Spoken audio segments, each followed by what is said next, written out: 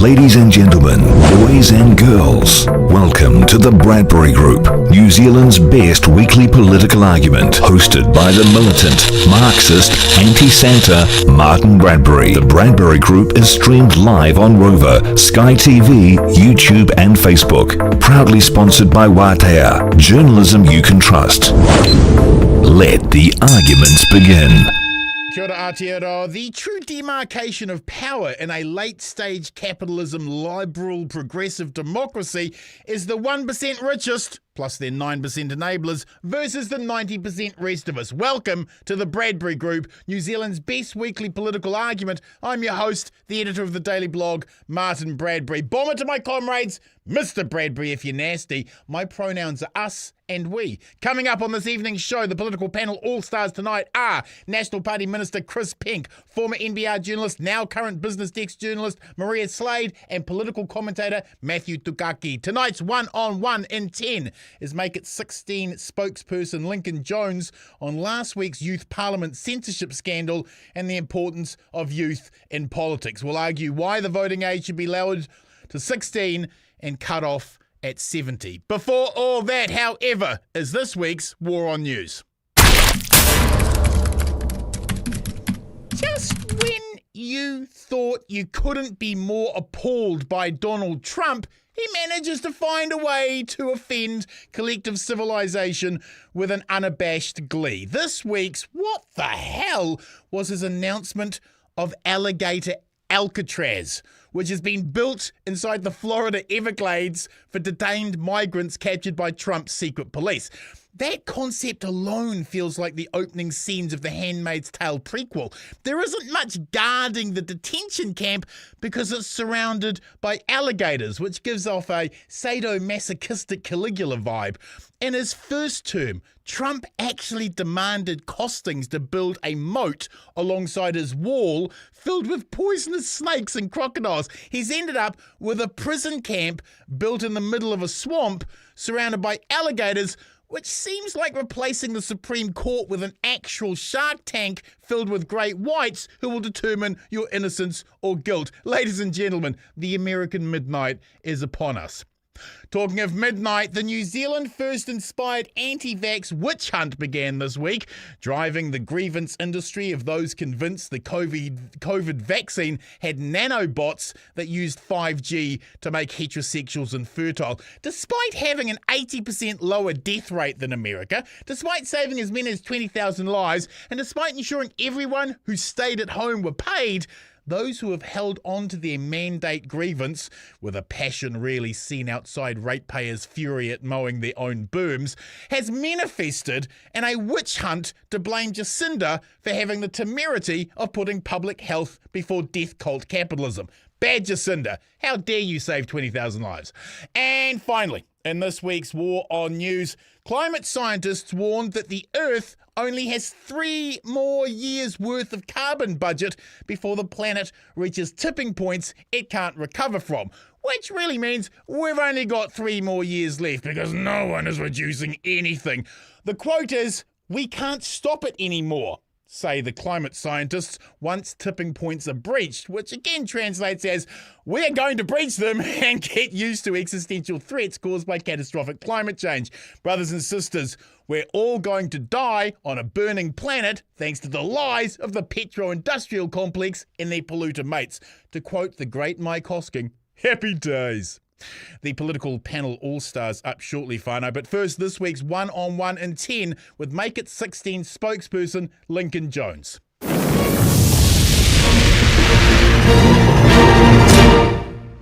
Kia ora, comrade. Welcome to the show and thank you for being available to the Fourth Estate. Your democracy is grateful. No, it's good to be here. Thank you for having me. Lincoln, you were Willie Jackson's youth MP. Can you please reflect upon last week's Youth Parliament and the allegations of censorship by some? The Ministry of Youth Development asked for changes to many of the youth MPs' speeches, ostensibly because youth MPs aren't covered for defamation, but none of the examples of edits that I saw came even close to defamation. Why do you think those changes were asked by the ministry? Look, when you invite 143 young people down to Wellington to talk about New Zealand's democracy and issues that are currently facing us as rangatahi, but also the communities that we came to Wellington to represent, there were going to be views from all sides of the House, and they were going to cross party lines. Youth Parliament is supposed to be non-partisan, but it is a political space. And so I think from the Ministry of Youth Development, there may have been some fear around possibly what us as rangatahi were going to say, who we were going to call out, what systems we were going to challenge. But fundamentally, we believe as youth MPs, that was the whole point we were put there. We're supposed to challenge, policies. We're supposed to challenge what's going on and what's affecting us at the moment. So, yeah, I think it was a bit of a shock to the system knowing that a large consensus of us were censored in a way. Other youth MPs argued you were wrong to take offence and that there was no censorship. What would you say to them?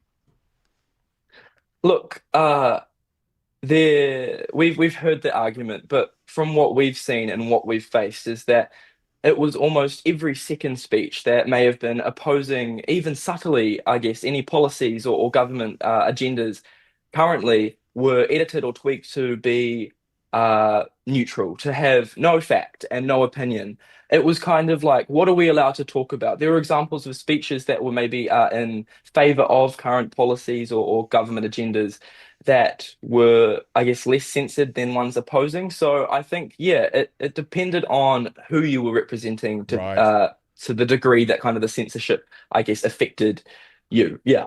Put aside whether or not the ministry's email to you was an attempt to water down criticism of the government. Put that aside. The live stream was cancelled. The ability for minority voices to have policy input was cancelled. And you couldn't clap or walk out, which might not be direct censorship, but it's certainly not championing free speech for young people, is it? Yeah, and that's how we felt with the cancellation of the live stream. It sent a very clear message to us as rangatahi, as youth MPs, that they want to control the narrative that got out to the general public and to the media. If someone spoke against, I guess, what the Ministry of Youth Development wanted us to say, then that could be bad press for the current government. And I think by not having a live stream, that eliminated any potential sort of anything going wrong. And it's the same thing with no clapping. I mean, as young people, when we heard something that we liked, we still clapped anyway, but the no walkouts, which to an extent is understandable. We want to be, everyone is there to represent their opinion. That's the whole point of us being there, representing our views, the views of our community. So we need to give everyone the opportunity to be heard. But no walkouts when there are extremist views being presented and extremist views that do offend a large amount of people within the House, then I think a walkout is necessary. It's sending a clear message that we're not going to sit here and listen to people being belittled for no reason. So yeah, it was another form of, I guess, what you could call micro censorship. But it felt really unfair to us as youth MPs. The experience that has happened for years and years, the same program, the same way it's run, had changed for us, and with little to no explanation at all. Why is it important to have young people's voices in Parliament? Because I guess to put it simply, we exist, we are here, and we are ready. Rangatahi, just because we're young doesn't mean that our voices matter any less than I guess the adults at the table. We need to be heard because it is going to be the world that we inherit. The policies that are being implemented and talked about and debated on today will be the ones that ultimately affect us. And so we need to be there, we need to be heard, and we need to challenge those ideas, those systems to ensure that we are creating a world that is, I guess, has rangatahi at its center, because as time goes on, we get older and we're going to be at that table. So it's that natural progression kind of thing. Climate change is a reality 16 and 17-year-olds face the ramifications of more than older people. Do you think lowering the vote would force political parties to take climate change more seriously if there were votes in it for them?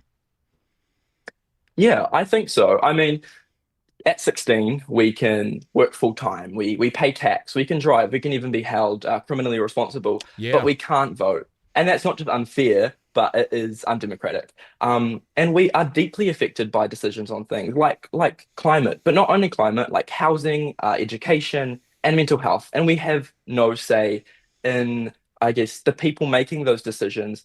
If we're old enough to contribute we're old enough to have a voice. And I think that's fundamentally what it comes down to, because yeah, those issues like climate change, like housing, like education, it will affect us and it will affect the future generations, not the people. I guess in the short term, it'll affect the people that are there right now. But if we're thinking long term, it is us that take the brunt of I guess the impact. Yeah. What do you say to adults who claim 16-year-olds aren't mature enough to vote? Well, I guess why is anyone else like if I know if lots of adults what who aren't mature enough to vote, trust me. exactly, and I know 16 and 17-year-olds who are arguably maybe more informed about politics than MPs sitting in the House. Right. We may be more informed than 70 and 80-year-olds that have the right to vote. I don't think the argument that we're too young or we're too immature, we don't understand, is invalid, because we do. And like I said, we're doing all the things that adults are doing. We can work full time, we can pay tax, we can drive, we can do all those things. So I think there is a level of maturity, but I understand that a lot of people have fear around allowing 16 and 17-year-olds to vote because we're uneducated. But that's why we're saying we want there to be civics education as well, because it's really important that Yes. as we continue to bring rangatahi through the schooling system, that they understand democracy, they understand how Aotearoa works, and I guess yeah, all the democratic workings that go with our country. So that is how we will continue to create informed voters, and to kind of eliminate that fear of uneducated young people, voting for all the left wing parties. We educate people on our democracy. And I guess in terms of that argument that by allowing 16, 17-year-olds to vote, that we'll see a spike in votes for left-wing parties. We saw in youth parliament firsthand how us rangatahi, in our views, reflects the same as the current general population. We're no different. We saw that with the views expressed across all sides of the House. There were views from many different political parties. So it's not going to sway elections. It's not going to do anything like that. It is just going to strengthen our democracy and ensure that those voting habits are built young, Yep. they're built early, and they continue to grow. You want to lower the voting age to 16. I want to cap it at 70. Why should New Zealand lower the voting age to 16? How will expanding the universal franchise make us a better democracy, do you think? I guess it kind of comes down to 3 points. Civic habits, and I just talked about Yeah. that. Voting early builds democratic engagement. At the It moment, does. 21-year-olds, when you turn 18, we're not too keen to vote at the moment. And then by the time we're 21, people are like, oh, why does it matter to us? There's data and there's evidence that shows us that. So by building that habit young, by teaching it in schools and reinforcing it, by allowing 16 and 17-year-olds to vote, we create that civic habit, that right that we have to be able to vote for those who are representing us. And 16 and 17-year-olds are more politically aware today than ever. We're not asking for a favor, we're demanding fairness. And the Supreme Court ruled that, it is our human right. We are allowed to have that human right to vote. Yeah. And many other countries have done this, and we're just following in those footsteps. Aotearoa is a leader. We have led in so many different areas, like championing the woman's right to vote. Let's do this with rangatahi voices. Austria, Scotland, Wales, they've already done that. It's time that Aotearoa catches up. We're going to catch up, and we're going to do it as well. Young people are facing employment challenges and a lot of mental health issues. We don't have a youth problem in New Zealand. We have an adult problem, don't we? Are we too hard on young people in this country? I think that on young people, we need to be fair. We need to understand that sometimes a lot of these issues that young people are facing are because of the systems that created them. And if we have no say in how those systems affect us and how they are shaped, then of course it is going to continue to perpetuate those systemic injustices. And yeah, I think sometimes in some cases we are too harsh on our rangatahi. We need to not look at rangatahi as the problem. We need to look at what is causing those issues and how we can put things in place to defer those issues, but also to eliminate those barriers. It's about building rangatahi up, not, Tearing giving them them and giving them, and when we're giving rangatahi a seat at the table, we're not just putting them there for show. We're not ticking a box. We are meaningfully engaging with them and getting rangatahi voice out there because that is the only way that we, I guess, see any change for our rangatahi in terms of statistics, in terms of those systemic injustices and those outcomes that aren't equitable. Finally, you have experienced youth parliament. Do you think it's motivated you to get into politics? Oh, 100%. If anything, it motivated me even more. I've always kind of had the idea that politics is maybe something on the cards for me in the future, but after attending youth parliament, I know that I want to be able to get out there to represent rangatahi, but also to represent communities across Aotearoa, because it's really, really important that we bring more views into parliament, that broaden, I guess, the outcomes that governments and parliament are making for us normal people outside of parliament. So yes, it definitely has even furthermore encouraged me to aim for that in the future. Awesome. Thank you, comrade. Good luck to you and your future. Thank you. Kia ora. Okay, to our political panel all-stars. Our first panelist is the Māori for all seasons. He's a political commentator, raconteur, and broadcaster at the mighty Wātea Network, media mogul, and people's hero, Matthew Tukaki. Kia ora, comrade. Welcome to the show. Always good to be with you, Bomber. One word to describe the week, please, sir. Proclivity. Yes? You know, just listening to that young man, I have the proclivity towards truth-telling this evening. Yes. And I would say to you that what an incredible young man. I'm not quite there on 16-year-olds being able to vote, but I will say this.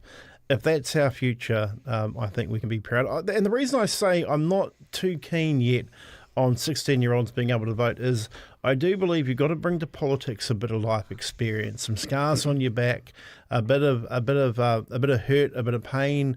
Go and get your first house and find out how bad it is to have to pay off a mortgage.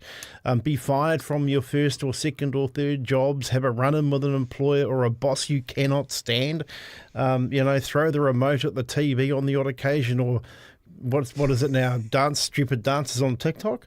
But my goodness, he's great. But, can I just say, I do think that we've got to move on from the narrative of just voicing things to focus on the real things that also impact New Zealanders' jobs, housing, health.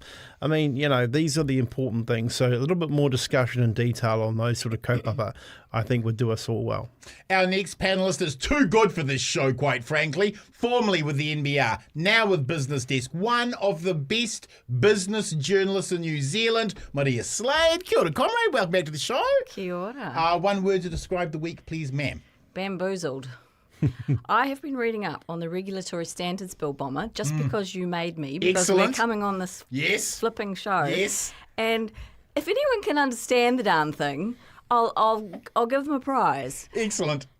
And last, but certainly not least, there are only two reasons to vote for the National Party. The first is Jerry Brownlee, because Jezza is a cultural tawanga. And the second reason is tonight's final panellist. Please welcome to the show, National Party Minister for Building and Construction, Land Information, Small Business and Manufacturing and Veterans, as well as being the Associate Minister for Defence and Immigration, the Honourable Chris Penk. Kia ora, comrade. Welcome to the show. One word to describe the week, please, sir. Kia ora, comrade. Kia ora, comrade Bomber. Got him. Start. You've talked me up too much, I'm afraid. But good evening to you and the panel. My one word, if you'll allow me a phrase, I'd say lag effect. Really reflecting on how a lot of policies and even politics is based on the premise that you can do a thing and there'll be some change in the real world. But the fact that it takes some time is something I'm discovering as a government minister. And I think really interesting when we start viewing the decisions we're making now versus the outcome of next year's election. Well, I'm very glad you bring that up, because before we get into tonight's topics, I have to pause the show.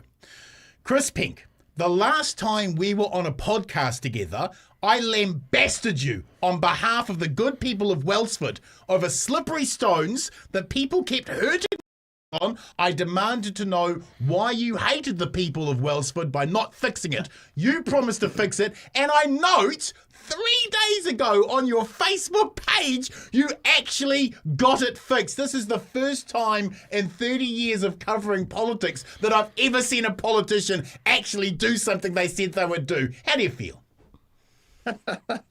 Well, I first wrote a letter about it 4 years ago. Quick as a flash, it was sorted out. So how much can be ascribed to the intervention of the local MP, we'll never know. Oh, I think we do. I think we do. The people of Wellsford loves you, Pinky.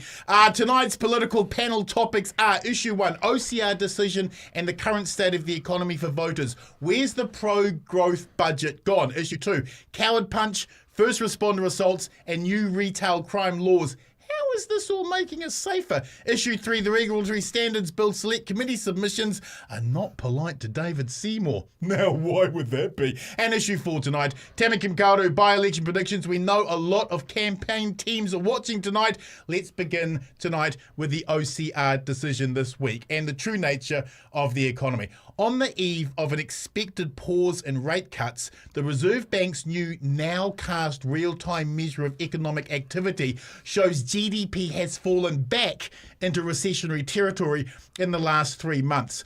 Comrade Penk, Prime Minister Christopher Luxon and Finance Minister Nicola Willis said through the first 6 months of the year their government and Budget 2025 was focused on growth.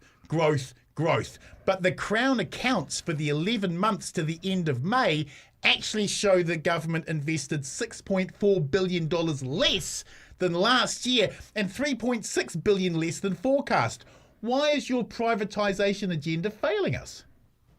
Well, you can't have it both ways. If growth is the measure on which we are to be judged, and it is, by the way, then 0.8 growth in the first quarter of this year, which is our most recent and most robust measure, indicates that we're doing well. And by the way, better than Australia.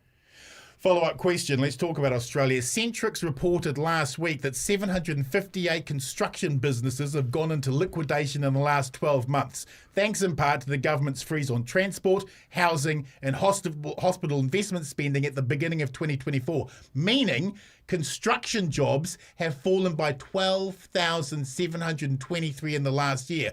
You're the Minister for Building and Construction. How'd you screw it up? Well, I mean, pretty serious matter because, number one, we've got a lot of people who don't have their jobs in this country, and that's a problem right now. Of course it is.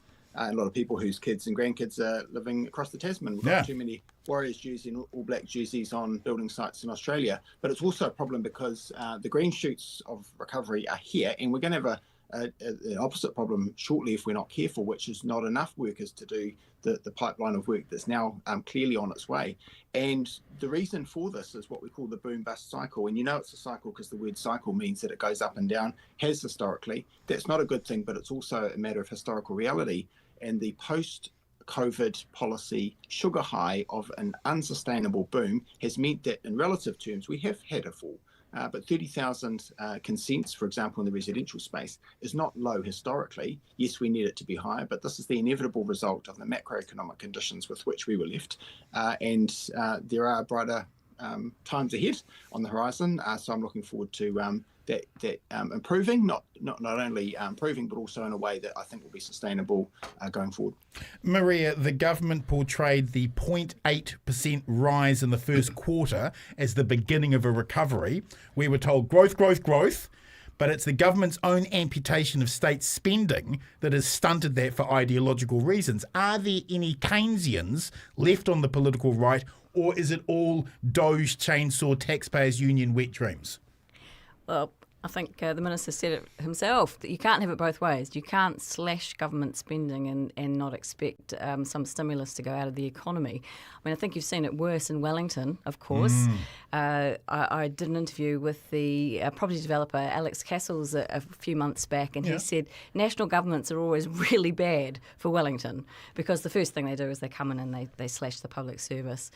So, you know, bad news for property prices in Wellington. But of course, we've seen it across the whole country. And I don't know if you just saw the news tonight, Bomber, but the Jacinda Ardern's favourite cafe, Kind, in Morningside's just closed. And we're seeing so many hospitality businesses around the place, not just in Wellington, but around Auckland. You know, every week or so there's a new favourite restaurant that's closed kind of thing. And the Credit Works latest is talking about Credit Bureau statistics. Credit Works came out with their latest newsletter today saying that things are just really patchy. Like construction is still really flat. F&B, food and beverage, is rising a bit, but arrears are really up in that sector. 2 wit cafes closing. Manufacturing is pottering along. Concrete's not looking so good. And concrete, funnily enough, is a very interesting kind of harbinger. Right. Because it comes first. If you're not laying the concrete, then you're not building the houses or the the buildings, whatever it is. So there's a lot of ongoing challenges in the economy, and it's really bubbling along. Follow-up question. If you have a mortgage, are you really feeling those OCR cuts with overinflated house prices, or you're still hurting? Again, Chris Penk said it, unemployment's the key.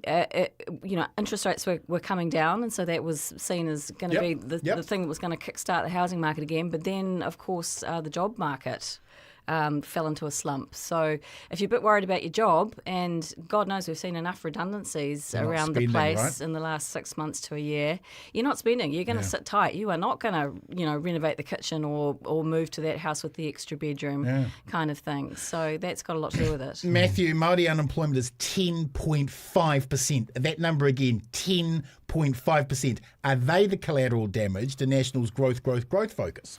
Look, Māori unemployment has always been an issue. It doesn't matter what the colour of the government is. Māori unemployment is traditionally much higher than non-Māori. But I think, I would prefer Chris to be the Minister for Finance, quite frankly. We'd prefer Chris to be running everything. I think he is running everything. He's under the radar here. He's under the radar. But no, some important things about the economy. I think, one, there is general confusion, actually, about what our specific economic theory is that we are using in this country. Because in times of sadness and badness, the government normally steps in to invest and to stimulate the economy. That's not happening. We're seeing cuts all over the place and continuous cuts, so the investment's not there. We're yet to see the Trump tariffs and the global economy start to kick in and affect New Zealand. But then more presently, I look across the ditch and I was watching, and I was talking about this off air, watching the Reserve Bank Governor of Australia's press conference this afternoon. And what was telling about it is productivity is slowed in Australia. Productivity is, I think, slowed here in New Zealand. But the other part that is really a harbinger, if you like, is the fact that that's not suppressing house values to the point where it's having an impact or a massive impact on inflation or interest rates more generally. Right. And then let's not forget the thing that also put Māori into the depths of despair, and New Zealanders more presently, which is personal credit card debt. I mean, it's not as if we're seeing massive drops in personal credit. Look, here's the thing, Bomber. A lot of New Zealanders, not only in the lower poverty ranks, but the middle classes of this country are keeping up with the Joneses by putting everything on their credit cards, overdrafts, and they're overextended. We're not having the conversation about how that's affecting them, and all this nonsense about family boost payments and te mea. That's not getting to the people that need it. Our middle class whānau are in trouble. Personal debt is on the rise. The number of foreclosures and mortgage interest rates. I'd love to see how many credit cards are being suspended at the moment because of non-payment of monthly payments. So I think the impact is a lot more, which is why I think genuinely I'm confused as to what our economic direction specifically is. What theory are we using, or is it just slash and burn? Follow-up question. Nicola Willis had real trouble implementing her family boost program because of the bureaucracy involved. She claimed 100,000 families would benefit. Only 240 did. Yeah. That seems like a bit of a failure. Are working mums and dads getting the help they deserve? Well, no, they're not. I mean, we have forgotten about the working class of New Zealand, and I don't mean to say that, let's all have a conversation about those who just are on benefits and stuff like that, which is the nice to have conversation of right-wing conservative governments about how we fix up the welfare system. Okay, kapai, not a problem at all. But let's have a talk about the fact that working class people and working class wages are not on the rise. They're not keeping up with obviously the increased living costs. I mean, hell, a kilo of beef mince, premium beef mince. I mean, who knew that there was a grass-fed premium beef mince? I mean, I just thought cows ate grass. I didn't realise cows ate bloody plastic chairs and crap. $27. Wow. 500 grams of butter, $10.69 at the local pack and save in South Auckland. Now, these are staple foods. They're not going down, they're going up. So where's all this talk about supermarket competition? These are the things that impact everyday Māori, everyday New Zealanders, and we're not having those conversations, which is why I think it's time Chris just bit the bullet, took on the finance role and cleaned them up. Comrade Penk, we are 3 huge, sparsely populated islands. Free market dynamics don't work when you have such low population density, which is why the state in New Zealand has always needed to be the 35 to 40% foundation stone. Does National still believe that, or is it just the free market now? Are we having a conversation about immigration? No. We're having Oh, we can. Come on, let's do it. We can if you want, but do the free market dynamics don't kick off well in low density populations?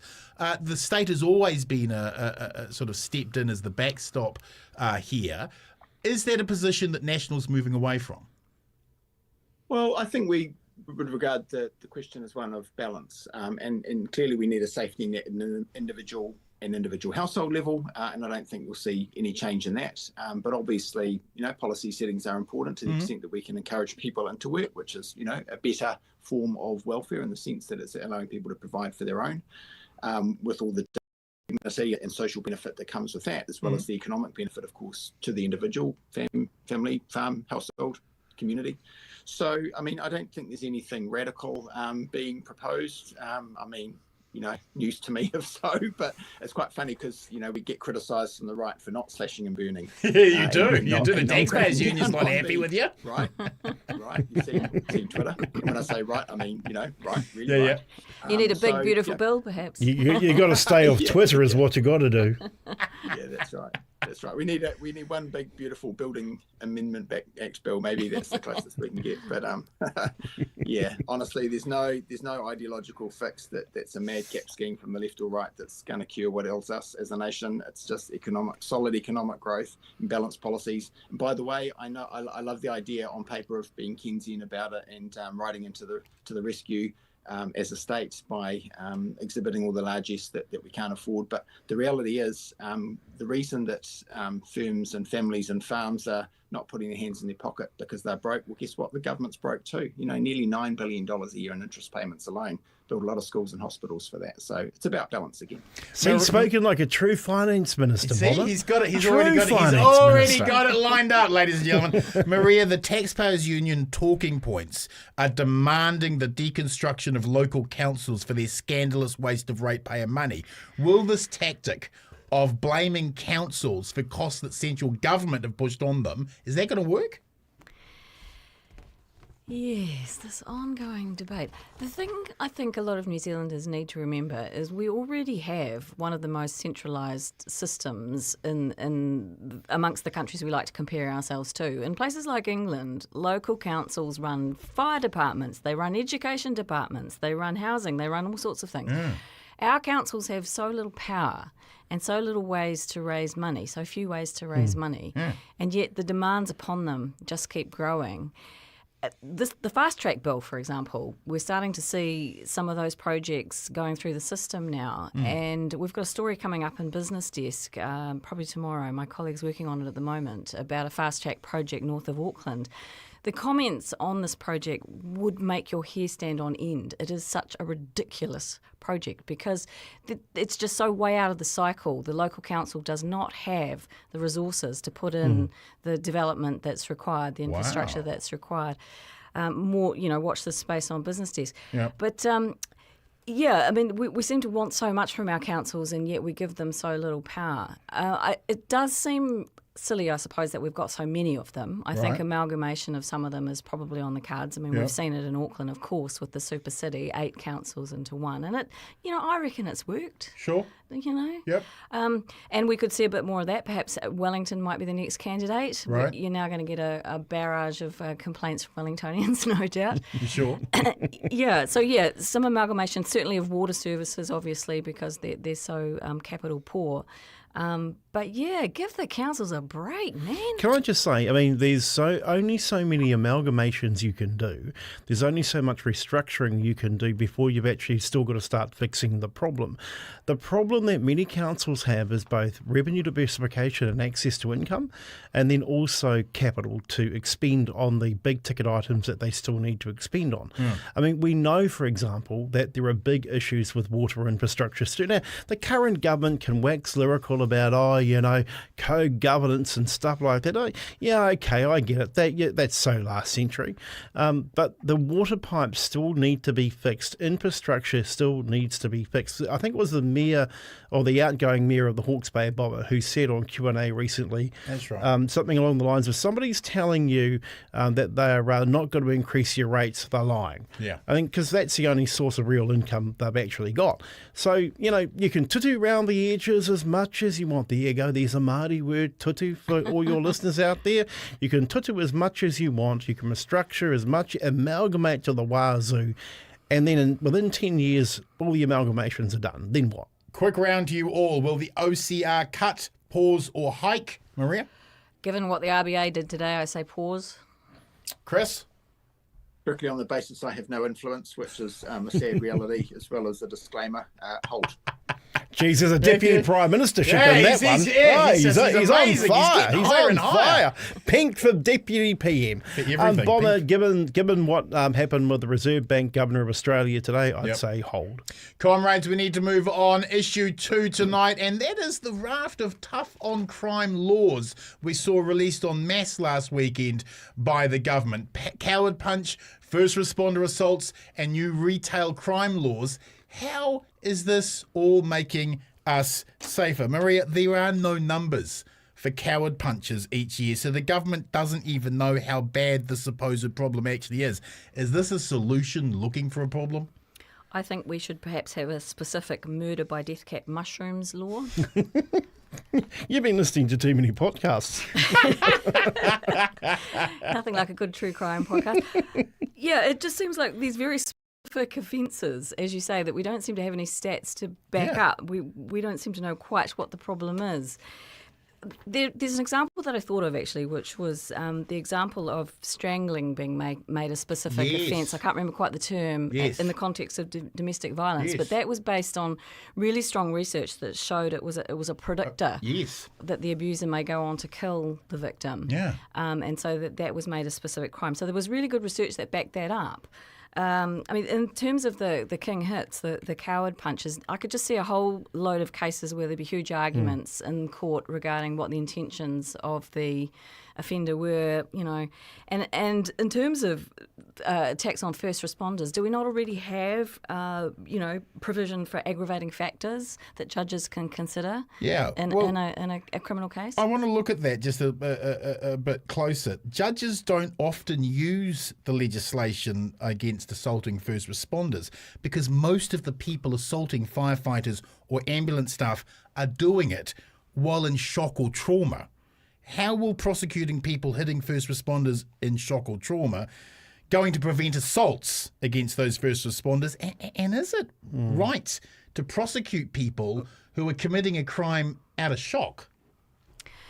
Again, it's just this very specific, narrow, kind of feel-good, knee-jerk reaction, I guess, to rising crime when there's much wider context, as you say, going on around what's happening. I don't know that it's going to help. And the judges, surely they're the best people to make that call, not a mandatory sentence. Well, that's right, exactly. Judges, they see this every day, that they know best how to make the right calls, I guess. In terms of the shoplifting and whether you can tackle a shoplifter, I'm in mind of my former employer at the NBR, Todd Scott, the publisher who thought he was doing the right thing. You guys must know this story. We all heard this crazy story where he just jumped some kid, didn't he? Yes, it was in the supermarket in downtown Queens, just off Queen Street. He'd gone to get some sandwiches for the boys when we were moving office. And he had tackled this guy, and they were on the phone to the police, and the police were going, tell him to let him go. He can't hold him. He's got to let him go. Right. So frustrating as it is, but again, what good would it have done, I think that a lot of the shopkeepers there are saying that they don't really feel it will help, retail crime. Matthew, shoplifters will be issued with a $1,000 fine. If you're stealing food from supermarkets, how are you going to pay a $1,000 fine? Well, two things here, Bob. Three things, actually. Number one, the best process of determining sentencing and that sort of thing in this country is good jurisprudence and a good understanding of the criminal justice system, and that requires police to do their job properly. That requires the judges to do their jobs. It's not a simple process. I do think it's time to overall have a look at the Crimes Act. I mean, because we could have discussions about the approaches taken on carrying of marijuana, for example. Marijuana, that's how old I am. The second thing, I think the government should end the pet project of Sonny Cashel. I think this nonsense and this narrative that goes on about retail crime, and to me it's overwhelming the system. There are much more serious crimes we need to focus our time, effort and energy on, including, the rate of car thefts, for example, is a hell of a lot more and a bigger impediment on the insurance system that sees our insurance premiums go through the roof, versus a basket of goods from... Now, that's not to say that shoplifting is right. Or, what about the modern day shoplifting of Temu, where people are getting goods on Temu and not returning them? I mean, to be fair, I'm being involved in that modern day graft. But the other one, and the last thing, just about the coward punches, I remember clearly in Australia the death of Thomas Kelly that kicked all of this stuff off. So I've seen the raw emotion of it. Now, the fact that New Zealand police don't specifically collect this data doesn't mean it's not happening. But to inform good lawmaking, the evidence needs to be there. I still believe that coward punches and king hits should be dealt with. Totally. Just in response to your kaupapa around emergency first responders, the difficulty I have as a former director of the Suicide Prevention Office is in relation to mental health and trauma. It's not that mental health plays a factor in the commissioning of a crime. It's what led up to the commissioning of the crime specifically and all the other factors around it. Did we provide them enough care? Right. Was there enough support? We should be in the business of prevention, for Christ's sake. Right. This nonsense about trying to get tough on crime after the crime has been committed. We should be focusing time, effort and investment on prevention of crime. And finally, one last thing, it's wrapped up in number one, so it's only still three. This nonsense of Sonny Cashel, can we stop paying people $800 to $1,000 a day to give us the answers that we already know? Sonny, give it a rest, bloke. Follow-up question. The latest round of draconian welfare sanctions are taking place alongside hitting solo parents up for having a tenant. If the cost of living is hard for middle-class families, won't it be having a terrible impact on blue-collar and no-collar workers? And isn't that the true driver of shoplifting? Look, Bomber, shoplifting, homelessness, you name it. I mean, at the bottom of the run in our society in New Zealand, we are kidding ourselves as blind Freddie Fenders. No offence to Freddie Fender, love Freddie Fender. But we need to be taking care of issues relating to homelessness, all of those different things. And I don't mean just to say, let's just build more state housing. We need a structural direction of our economy specific to the development of our future prosperity, not this glib one-line statement nonsense, but actual plans. Just this argument from the current government, for example, and sorry, new Minister of Finance, Penk, but they just, I can't get off this now, but just this narrative about, we're cleaning up the mess of the last government. I mean, geez, we'll be here until a month of Sundays from one cycle to another. Labor will come in and they'll have to clean up National's mess, and National will come back in and clean up Labor's. Can we get off this hamster wheel? Comrade Penk, thanks to Paul Mad Max Goldsmith's vigilante nation laws, won't every pumped-up ZB dad, cracker redneck and culture war boomer feel enabled to start physically attacking any young Māori kids they suspect of shoplifting? Oh, I hope not. Why? Why do you ask? Well, follow-up question to that. Why on earth is National empowering vigilante behaviour? We have a properly trained police force that is enabled to physically detain people. Allowing retail staff and bystanders to be Rambo for a day seems like a recipe for disaster. Is that what Paul Mad Max Goldsmith wants? See, I reject the premise that this is some sort of victimless crime. You know, when people shoplift, and yes, there are some people who are in difficult circumstances and they can't afford food. And in those cases, I think we've got a separate category. You know, you can think of Les Mis and, you know, in prison for however many years for stealing a loaf of bread or whatever it was. In a lot of cases, the theft is of quite high-end food or indeed clothing. Or other, you know, relatively speaking, luxury items that aren't a matter of mere survival. It's not fair to those who are doing it tough who don't resort to that. And it's certainly not fair to the shopkeepers, oftentimes small business owners who are, you know, making ends meet only with great difficulty themselves. So we do have to do something to empower those who are, you know, frankly, victims of such crime. And I think we've struck a reasonable balance. Obviously, you know, it'll be interesting to hear the practical reality in terms of how that will play out, both in terms of the legislation and then these select committee submissions. But we've got to be up for that conversation because things aren't right and they can't go on. Maria, and you know it'll happen. Yep. There'll be a reduction in this, by the way. And then Chris Hipkins will say it all started under us, and he'll blame the right-wing Tory owners of, you know, whatever media station he's currently having that kind of level of rant to. So watch this space. Spoken like a true police minister. Yeah. He's done finance, deputy prime minister, and he's the police minister. Maria, shouldn't good social policy avoid empowering citizens to start physically attacking each other? What happens if ZB Dad, Cracker Redneck, or Culture War Boomer hurts someone? What will the blowback look like? Yes, it's only going to take one really unfortunate case like that. And I mean, yes, I agree with Chris Penk. This is not a victimless crime. And we are seeing some pretty horrendous shoplifting going on these days. I go down to the Woolworths at St Luke's usually on a Friday, and pretty much every time I go there is some incident of somebody walking out with something. Right. And the staff can't do anything because it's not safe for them, really, to tackle that crime. Or that offender. So yeah, it's a really big problem, and maybe there needs to be more serious penalties for shoplifting, more intervention for the people who are committing these crimes, more ability for the supermarkets to or whoever to put systems in place to tackle it. You know, like the facial recognition technology that the supermarkets are now looking at. It's been very controversial, but it's very effective. But see, the supermarkets can afford it. The problem that I've got with this one is that the small dairy owner, good, honest, hard-working people, they can't afford it. Right. No, I mean, they rely on the smoke cannons being funded by government policy, or they rely on bollards outside their shop runs. And I do apologise. I didn't mean to think that anybody should take away from this that shoplifting is a victimless crime. I'd hate for our new police minister to think that. Comrade Penk, if some ZB Dad, Cracker Redneck, or Culture War Boomer manhandles my daughter, my whānau, or my friends in some supermarket, I'm going to lose my shit. Why is National actively trying to start Mad Max vigilante death matches between citizens? Well, we're not. Next question.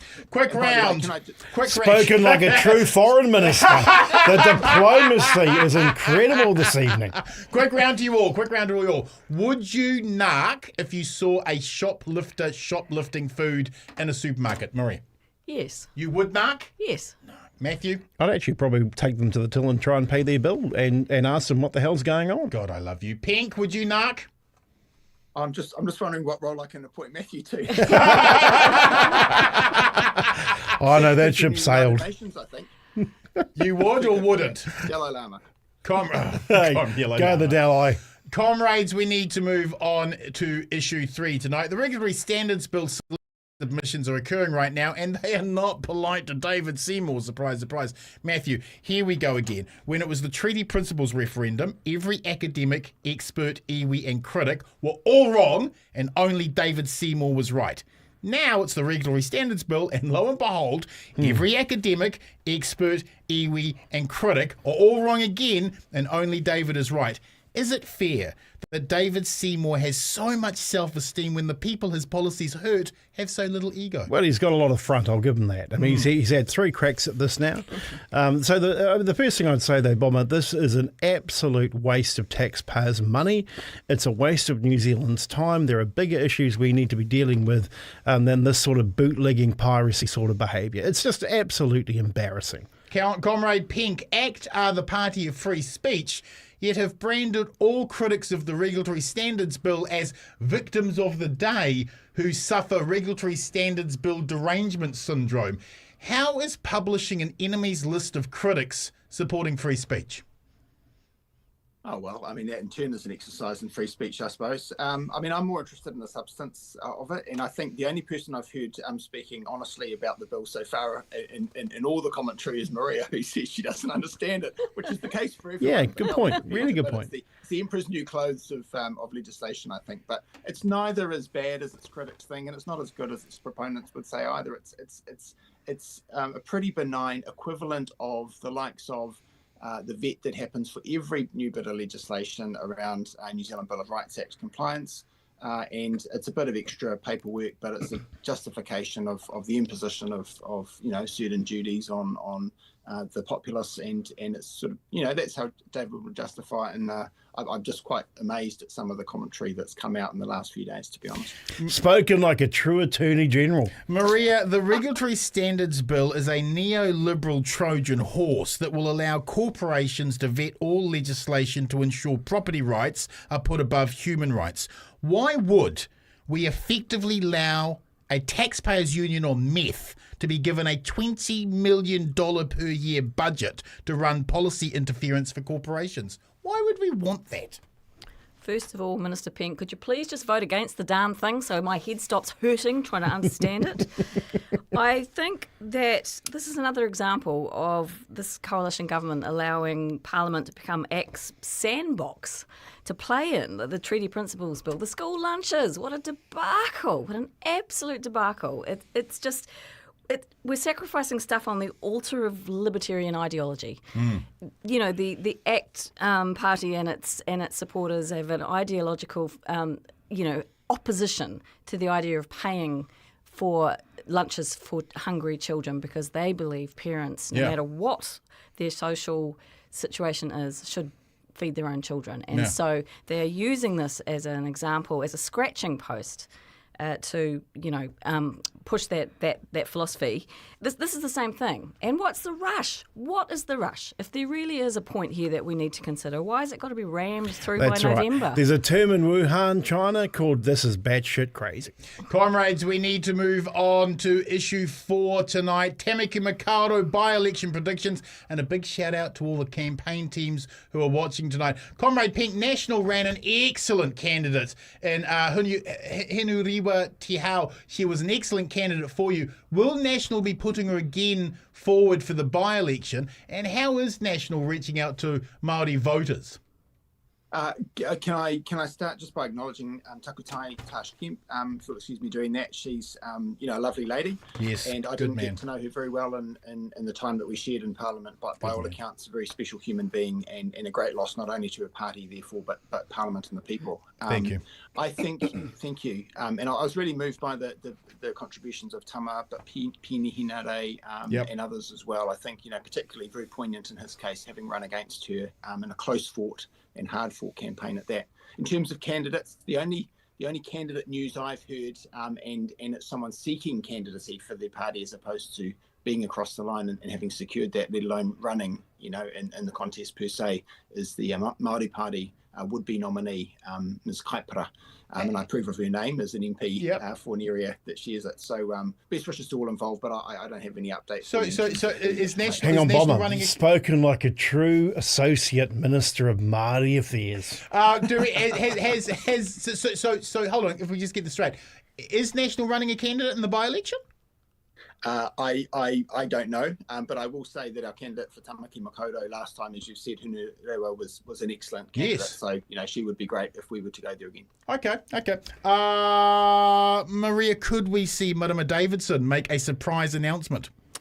Yes, well, you people are better placed than me to have the inside running on these matters. I am but a humble journalist, a business journalist stuck up here in Auckland. But I love Marama, yeah. But would she really want to go into that hornet's nest? Matthew, Penny lost by 46 votes last time.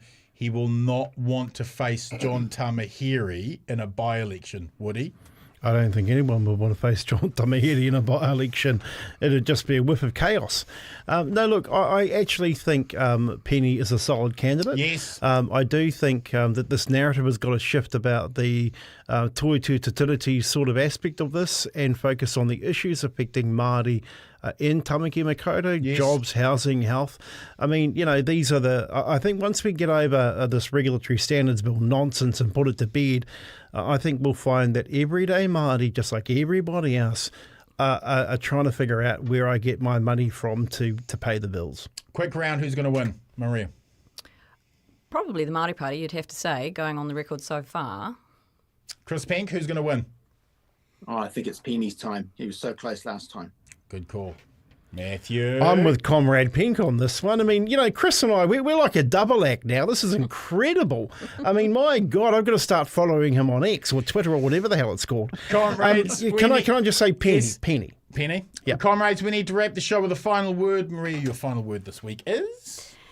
Something that I've been working on, and I've got a story coming out tomorrow regarding it, is this is completely changing the topic, by the way. Yeah. The issue of unregulated wholesale investments being thrust in the face of mum and dad investors. On Facebook? On Facebook, on Instagram, Google AdWords searches. You look for something like term deposits, and all of a sudden you've got these unregulated crowd offering you 9-10% popping up at the top of your searches. It's an ongoing issue. The most high-profile example was the Duval Group, who are now, of course, in statutory management. But there's a whole clutch of this breed of investment offerers, and we've just seen too many mums and dads losing their shirts. Yes, we have. We have. People who get sucked in by these glittering offers. Does it say that it's unregulated when you're... Yes, it does. It does. But there's been... Well, the two problems you've got is it used to be that it would just be high net worth individuals and so forth that would be tapped on the shoulder. Would you be interested in this? But now, of course, with the technology that we have, it can be marketed very widely as a retail offer when it is not a retail offer. Wow. And it is unregulated.